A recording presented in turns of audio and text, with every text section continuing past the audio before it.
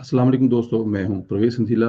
अरशद मलिक जाते जाते मुल्क के बसीदा निज़ाम को एक्सपोज कर गए। छुपे हुए जमहूरियत के नकबजादों को बेनकाब कर गए। मुल्क के इंसाफ के निज़ाम पर सवालिया निशान लगा गए।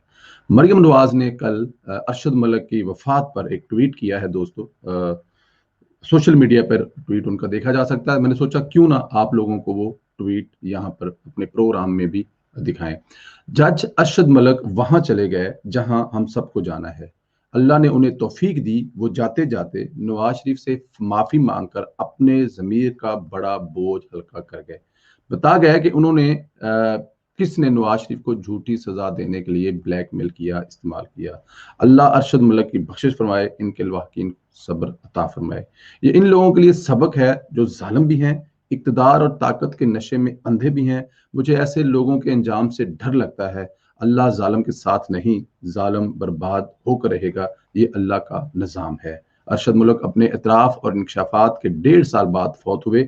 1.5 साल में नवाज शरीफ को इंसाफ न मिलने का जिम्मेदार कौन है? ये एक सवालिया निशान है दोस्तों, जो कि मरियम नवाज ने उठाया है। जिस केस में नवाज शरीफ को इश्तिहारी दिलाने के लिए जल्दी थी, इस केस की सजा सुनाने वाले जज के इतराफ पर कोई एक दिन भी समाअत क्यों नहीं हुई?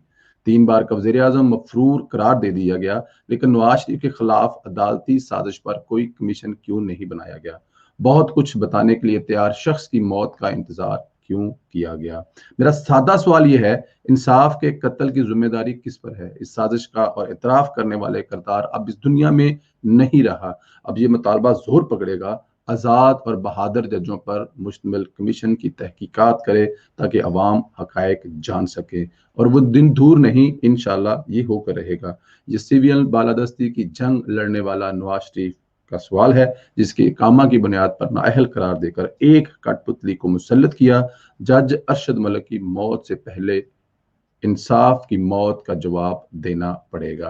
दोस्तों, ये मरियम नवाज का ट्वीट था। इसमें एक एक बात ठीक है। सबसे बड़ी बात, एक बहादुर बाप की बहादुर बेटी ने बहादुरों वाला काम किया। उन्होंने अरशद मलिक, जिस अरशद मलिक की वजह से आज शरीफ खानदान का ये हाल है, उन पर कोई ऐसा इल्जाम या ऐसी कोई चीज नहीं लगाई, बल्कि उनकी माफरत के लिए दुआ की। ये बड़े लोगों की, बड़े बाप की बहादुर बेटी का ट्वीट था। दोस्तों, इंशाल्लाह आप लोगों से फिर मुलाकात है छोटी की वीडियो में, इंशाल्लाह ताला।